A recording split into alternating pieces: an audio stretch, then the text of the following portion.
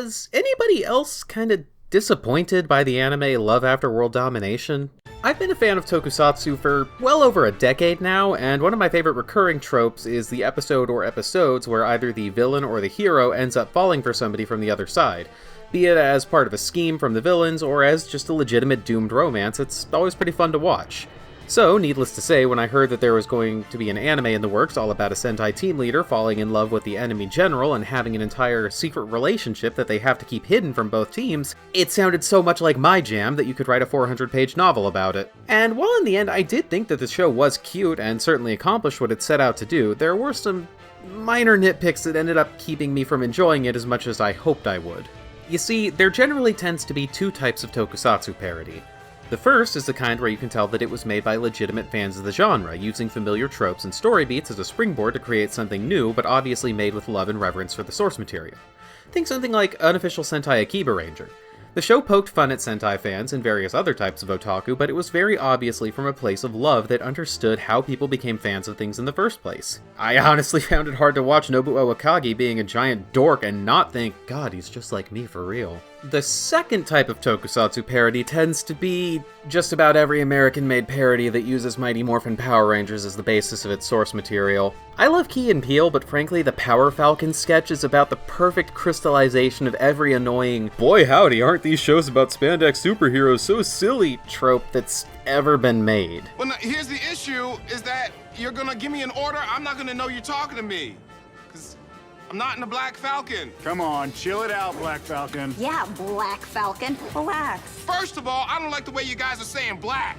Second of all, there is no Black Falcon. I'm Green Falcon. This type of parody tends not to sit right with me because they seem to operate under the idea that the more colorful and larger-than-life aspects of the genre mean that they are not deserving of anything but mockery, and not worth engaging on any higher level by anyone whose age needs to be represented with more than one digit. And while I don't necessarily feel that Love After World Domination had any real animosity towards the genre, it definitely feels more like it belongs in the latter camp than the former. Obviously, a romantic comedy is under no obligation to take itself seriously, and it was obvious from the get-go that it was never a series that was interested in doing that, so that's perfectly fine. But for a show that was obviously selling itself on the concept of being a story about the romance between a Red Ranger and a villainess, the actual Tokusatsu-inspired side of the show always felt more like window dressing than being an actual integral part of the story. So, needless to say, while I did enjoy the show, yeah, it left me wanting.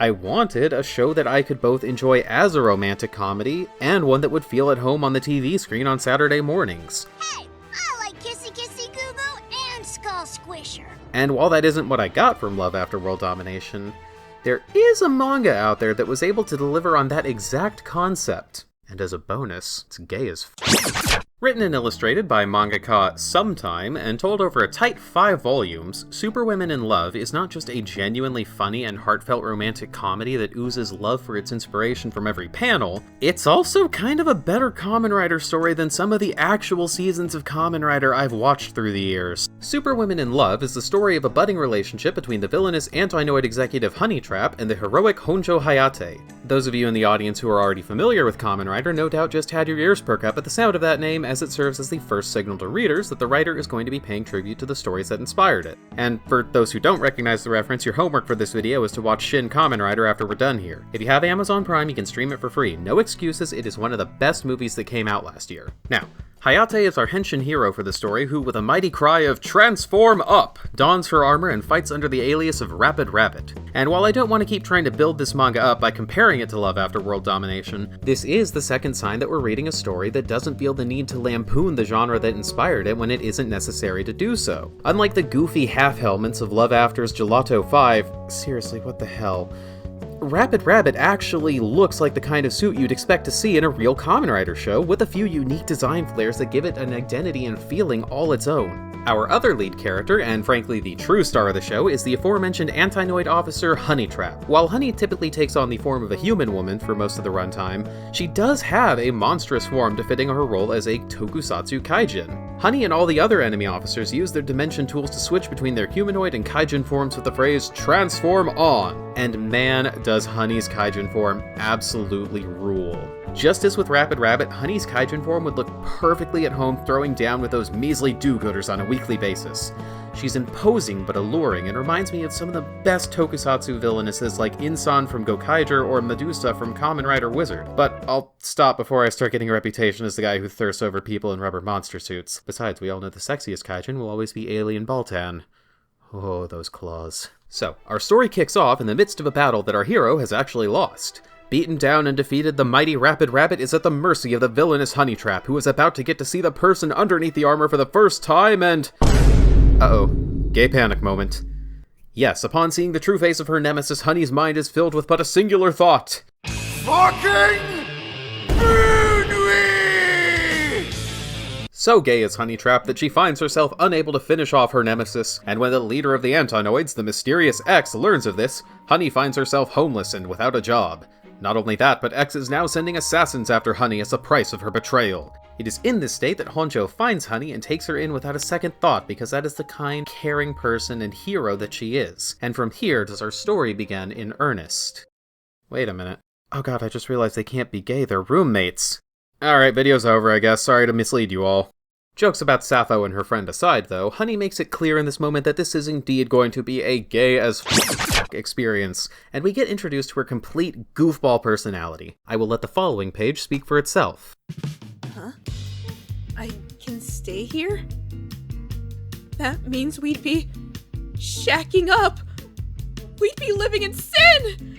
Honey's ridiculous expressiveness, unabashed horniness, and complete lack of hesitance to cap a motherfucker form the backbone of a character that is just so much fun to watch go through the madcap antics that arise from her new living situation. You see, after being excommunicated from Antinoid and taken in by Honjo, Honey swears revenge on the organization that abandoned her and takes up the fight alongside Rapid Rabbit. And if living with her adorable former nemesis should eventually lead to the blossoming of a new romance, well, that would just be the icing on the cake now, wouldn't it? Now, there is a few factors about this that really make it work for me. First off is that Honey, as the former villain taking agency as what is more or less our main character, means that we get to see her struggle with her usual callous ways and come to understand the humans she once hated because she's now seeing them through the eyes of the woman that she's fallen for. It leads to this genuine character growth as in the beginning Honey is still more or less her former self, thrust into her new situation against her will, but as the series goes on, we get to see her harsh demeanor soften as she goes from being a reluctant anti-hero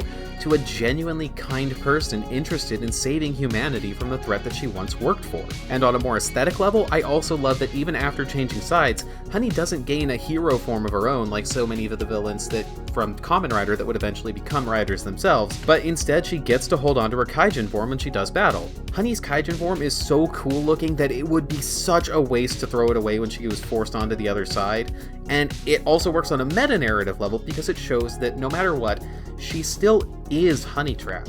She was never forced to change who she was in order to fit her new role. But what about her former role?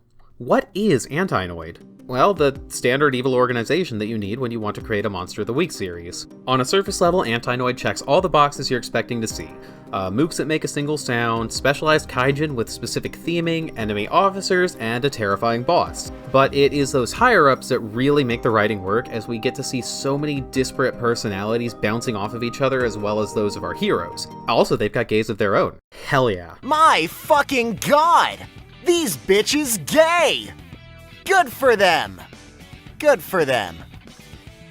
And while I don't want to go too much into the actual plot of the series in this video, because I am trying to convince you to go out and read it for yourselves, I do want to briefly touch on the plot structure because I think it's really smart the way it does things and in a way to avoid the usual fatigue that you get from a lot of Monster of the Week shows. And yes, like Kamen Rider and Super Sentai, the manga largely does follow a Monster of the Week format for most of its runtime, but this is where the brilliance of the romance subgenre kicks in.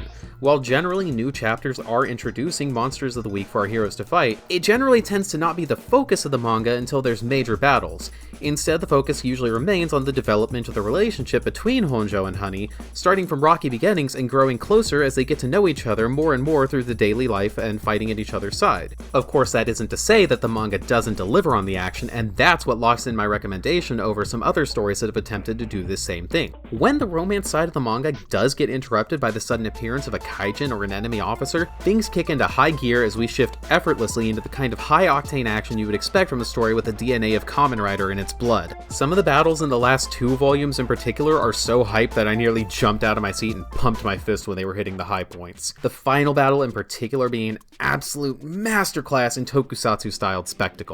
And that is what makes this manga work. You can tell that it's made by someone with a legitimate love for the genre. From the silly doodles on the inside cover that give you guides through the characters' transformation processes, to the sections in the back going into detail on the technical aspects of the characters' weapons and transformation devices, to just the little jokes and subtle world building that fans of Tokusatsu tend to do already for aspects of shows that just tend to get hand-woven away. You take all of that and effortlessly weave in a silly little fun romantic comedy about a kaijin who's just too gay for her own good, and you get what I can easily say is one of my favorite manga of all time. So, if any of this sounded interesting, I implore you to check out the manga for yourselves. As I mentioned before, the series is only 5 volumes long and tells an entire story in that time, so it's not a major investment of your time or money, and it doesn't overstay its welcome. And for those who are cagey of romance manga and the feeling like you're constantly being dragged along with no real development, and hey, yeah, I also watch Nozaki-kun, I will at least spoil that the two do establish their feelings before the manga is over. The show takes time to develop their relationship, and I just realized I called it a show instead of a manga, but it does happen at a pace that really works well for it. Take it from somebody who is as cagey about these things as anybody else is. You get these good relationship development warm fuzzies, and then the happy couple warm fuzzies, and neither one of them feels like you're sort of missing out on either end of the experience. So with all that said, I do hope you take my recommendation, because Superwomen in Love is a criminally underrated manga that deserves way more attention than it gets, and it also deserves a full anime adaptation. Looking at you here, Studio Trigger, you worked wonders with Gridman, and I think you could totally just kill this thing. But in the meantime, this is where I'm going to take my leave. So before we part, I will ask you to leave a like, and check out my last video about how cool the people at Bishoujo are, and just remember that this has been a powerfully pointless video, but I hope you enjoyed it anyways.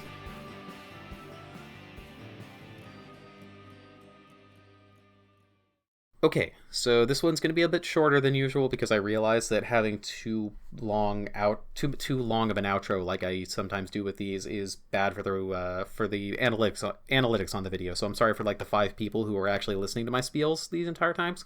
I just want to say thank you. The reception on the Pal World video is still going strong, and looks like the V-Shoujo one is finally starting to pick up some momentum. So thank you all for watching. This It's a lot of fun to make, and I've been wanting to talk about this manga for a while, so even if this flops, that's fine. As long as one person watches this and goes out and reads the manga, I will be happy. But in the meantime, I'm gonna head out. Peace. Oh, also, real quick, one last thing before I go. Big thank you to my friend Isaac for recording the Elden Ring footage you saw in the background at certain points. I needed B-roll, and he really came in clutch. And a big thanks to my friend KikiD484. She is a fantastic voice actor, and she was the one who voice acted that panel of Honey earlier in the video. So yes, thank you to both of them. Couldn't have made this video without them.